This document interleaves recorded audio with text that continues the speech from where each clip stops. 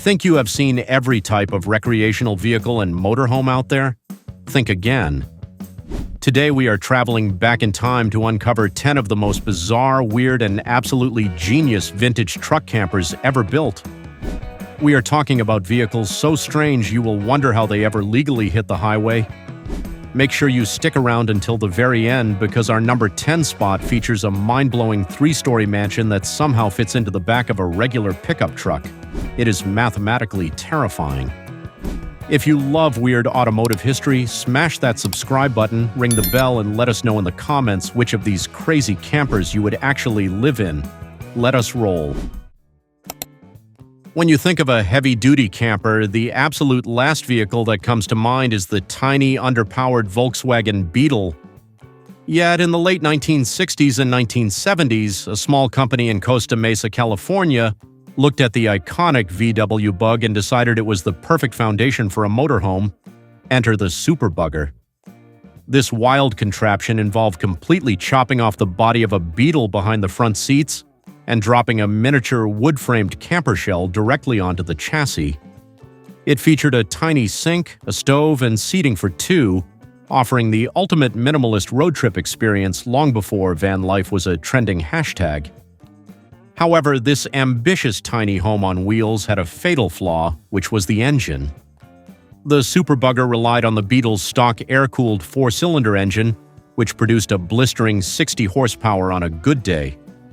The aerodynamics were practically non-existent, turning the vehicle into a giant sail whenever a crosswind hit, making it terrifying to drive above 50 miles per hour. Braking with the stock VW drum brakes while carrying all that extra wooden weight, which added roughly 500 pounds, was less of a mechanical function and more of a deeply spiritual exercise in prayer on steep mountain roads. Back in 1975, you could buy a Superbugger fully assembled for around $6,000. Today, because they are so incredibly rare and nostalgic, a fully restored Superbugger can easily fetch over $40,000 at classic car auctions. That is a massive price tag for a car that struggles to outrun a bicycle. Weirdness meter, 9 out of 10. Practicality, 3 out of 10. But if you think putting a house on a VW Bug is a recipe for disaster, just wait until you see what Chevrolet decided to do when they tried to build the ultimate factory off-roader. In 1976, Chevrolet decided that buying a truck and adding an aftermarket camper was simply too much work for the average American consumer. Their solution was the Chevy Blazer Chalet, an absolute unicorn in the automotive world. Chevy partnered with the famous RV manufacturer Chinook to take their rugged 4-wheel-drive K5 Blazer and permanently integrate a fiberglass pop-up camper shell directly into the body. This was not a slide-in camper. The cab and the living quarters were completely connected, allowing you to walk from the driver's seat straight into the back, featuring a stove, sink, and icebox. But as brilliant as a factory 4x4 RV sounds, the Blazer Chalet came with a severe fatal flaw that ultimately doomed the project. The fiberglass camper shell was incredibly heavy, adding nearly 1,000 pounds to the top of the vehicle. This completely threw off the Blazer's center of gravity. When taking this supposedly capable off-roader onto rocky trails, the top-heavy design made it feel like it was constantly on the verge of tipping over. The immense weight sagged the rear suspension and put tremendous strain on the drivetrain, making it heavily compromised as a daily driver. Because of these severe driving issues, Chevrolet only managed to produce around 1,780 of these units before quietly pulling the plug in 1977. When it debuted, the Blazer Chalet cost roughly $9,000 to $11,000. However, because of the booming popularity of overlanding today, surviving chalets have become highly coveted collector's items. Pristine models are now selling for upwards of $50,000 to $60,000. Weirdness meter, 7 out of 10. Off-road terrifyingness, 10 out of 10. Next, let us look at an airplane transformed into a motorhome. If you were driving down the highway in the late 1960s and saw the Ultravan approaching in your rearview mirror, you probably thought you were being invaded by aliens. Designed by David Peterson, a professional aircraft designer, The Ultravan looks exactly like a giant aluminum jelly bean on wheels. Peterson hated the heavy, lumbering, boxy RVs of the era, so he applied aerospace engineering to motorhome design. The Ultravan featured an aluminum monocoque construction, meaning it had no heavy steel frame. It was essentially an airplane fuselage without wings, packing a full kitchen, bathroom, and bedroom inside. The true magic was its weight. The entire 22-foot motorhome weighed only around 3,400 pounds, which is less than many modern compact sport utility vehicles today. However, the fatal flaw was its original choice of propulsion. To keep the interior floor completely flat, Peterson utilized the rear-mounted air-cooled flat-six engine from a Chevrolet Corvair. While innovative, the Corvair engine only produced around 110 horsepower.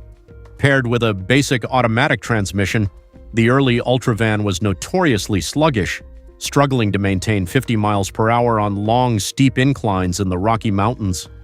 Originally priced around $8,000, production became a frantic scramble when Chevy discontinued the Corvair engine in 1969. The company tried fitting heavier V8 marine engines, but it ultimately failed. Today, these incredibly rare toasters on wheels have a massive cult following.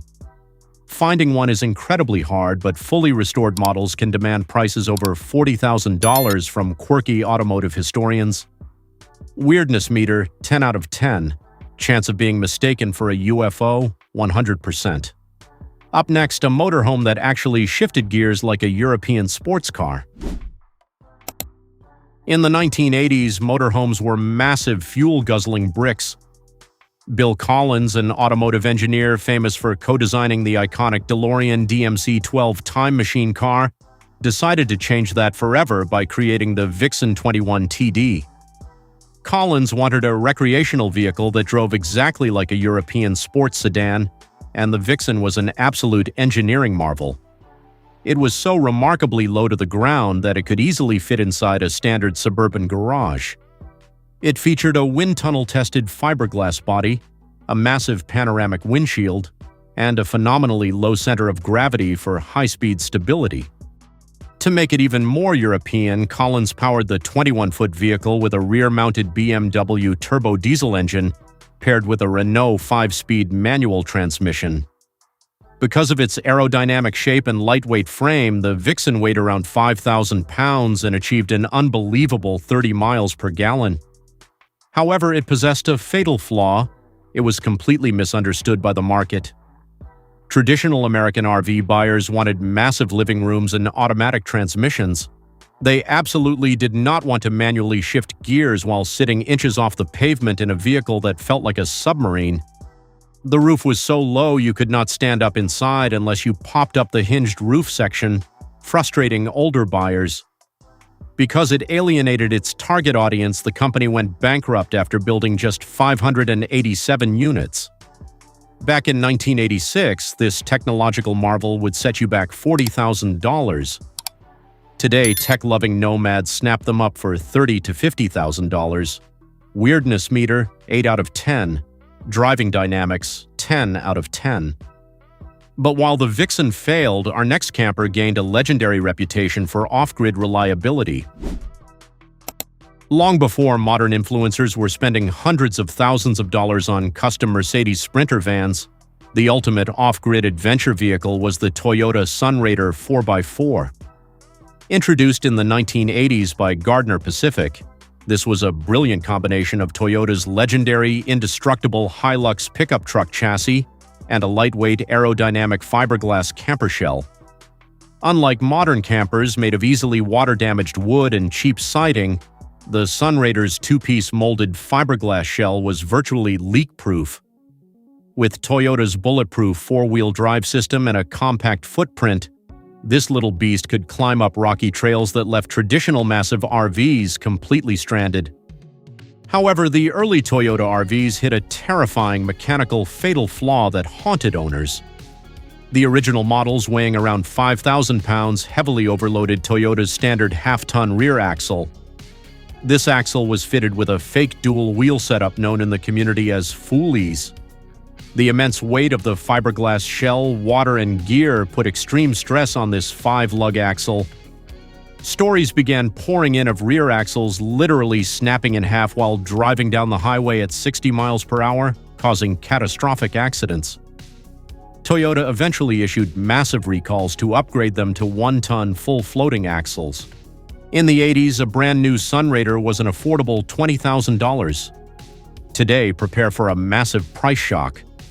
Because they are the ultimate retro overlanding rig with unmatched Toyota reliability, a pristine axle-upgraded Sunraider 4x4 will easily sell for $40,000 to $60,000, more than some brand-new luxury sport utility vehicles on the market. Weirdness meter, 6 out of 10. Legendary status, 11 out of 10. But before Toyota mastered the compact motorhome, an industrial forklift company tried to revolutionize the entire market with a front-wheel drive steel beast back in the 1960s. Before the modern motorhome industry even existed, the Clark Equipment Company, a brand famous for building heavy-duty forklifts and tractors, decided to build a recreational vehicle. The result was the 1963 Clark Cortez, and it was decades ahead of its time. Instead of building a wooden box on top of a standard rear-wheel drive truck chassis, Clark engineers built a fully integrated all-steel unibody vehicle. More impressively, they made it front-wheel drive.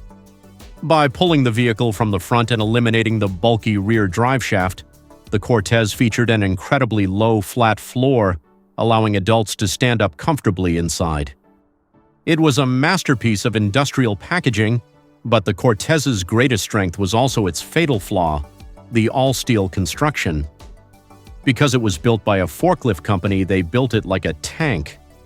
The vehicle weighed a massive 7,000 pounds.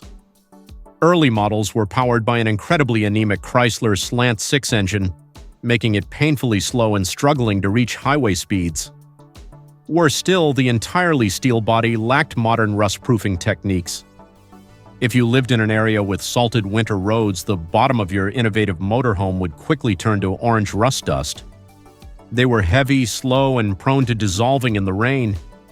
Originally selling for around $10,000 in the 1960s, surviving Cortez models are incredibly rare today.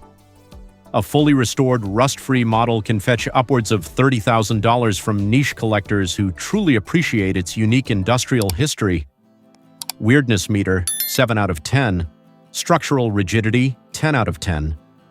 The front-wheel drive concept of the Cortez was undeniably brilliant, but it took an automotive giant to perfect it into the most visually stunning and iconic motorhome of the 1970s.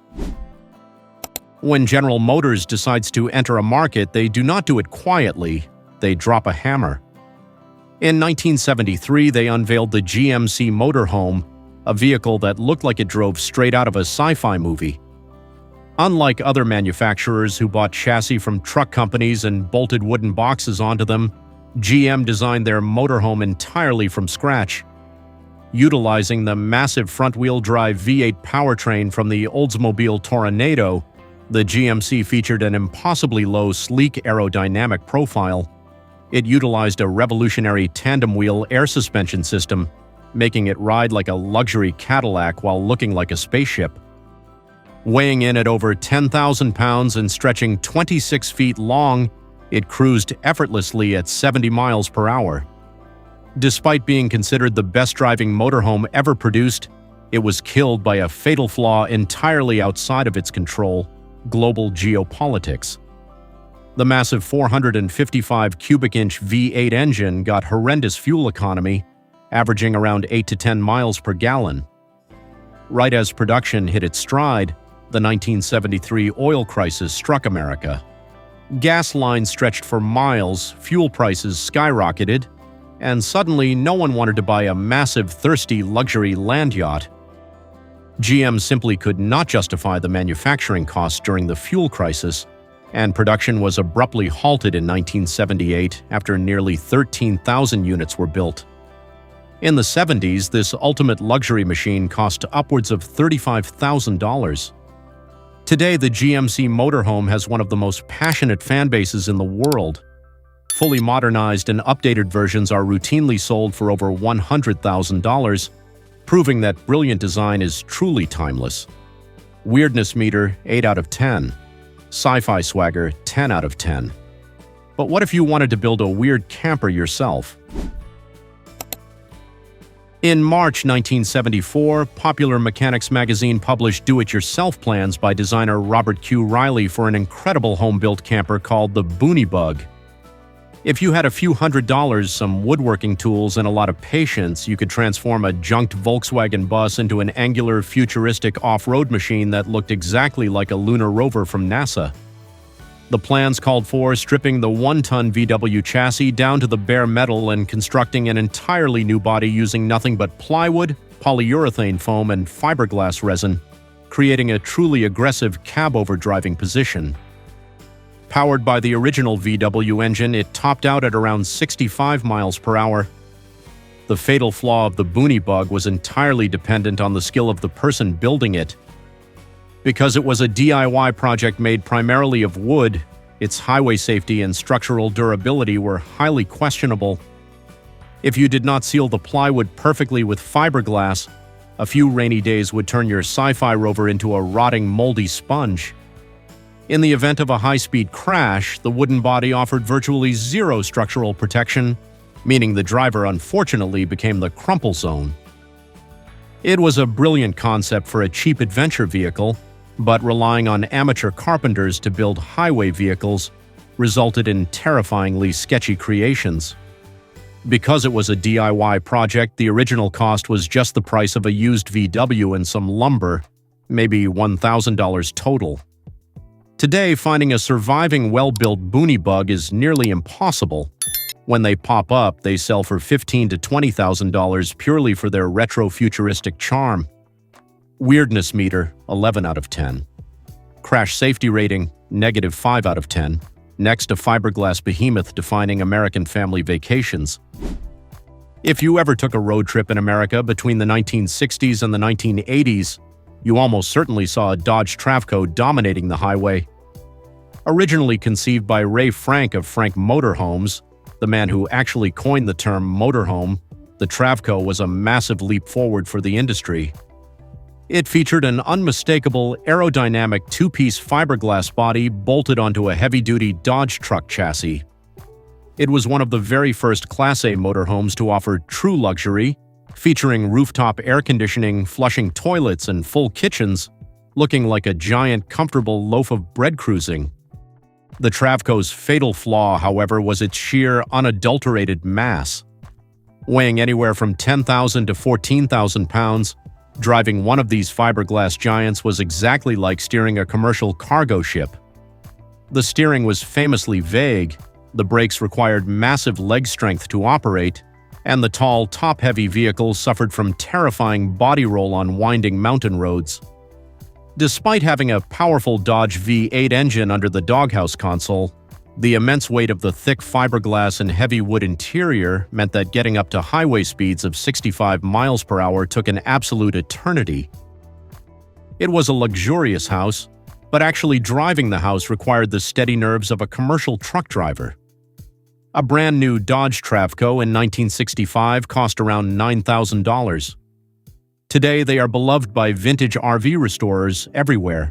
A gutted project might cost a few thousand, but a fully restored mid-century modern Travco can easily command $50,000 or more at auction.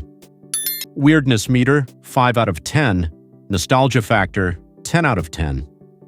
We have seen UFOs and VWs with houses on them, but nothing prepares you for our final mind-bending camper. Prepare to have your brain broken by the Delray trilevel camper. In the late 1960s, slide-in truck campers were very popular, but interior space was always highly limited. The mad scientists at Delray looked at a standard pickup truck and said, "What if we build a camper with 3 completely separate floors?" And that is exactly what they did.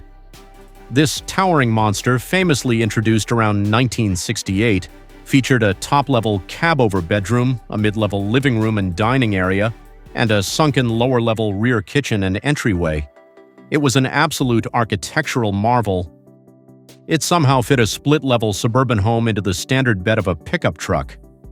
But the fatal flaw of the trilevel is probably obvious to anyone who understands basic physics. It was insanely, dangerously heavy. Weighing roughly 3,000 pounds just for the camper shell alone, truck suspensions in the 1960s were not designed to carry a literal three-story building. Putting a fully loaded Delray trilevel into the back of a standard pickup truck would cause the rear bumper to practically scrape the pavement, while the front tires barely touch the ground. Driving at highway speeds of 60 miles per hour with a center of gravity so absurdly high meant that taking a sharp turn or encountering a strong gust of wind felt like a near-death experience. In 1968, this three-story luxury camper cost a premium $3,000 just for the shell. Today, a fully intact trilevel is the holy grail of vintage campers, with collectors willing to pay over $20,000 just for the shell. Weirdness meter, 12 out of 10. Physics-defying madness, 100 out of 10. It is a true marvel of crazy engineering. From tiny VW bugs struggling to climb hills at 40 miles per hour to three-story mansions balancing precariously in truck beds, the golden age of bizarre campers proves that human ingenuity has absolutely no limits. Which of these crazy vintage rigs would you be brave enough to drive cross-country? Drop your answer in the comments below. If you love this deep dive into weird automotive history, make sure to hit that subscribe button and check out our other videos. Thanks for watching, and we will see you on the road.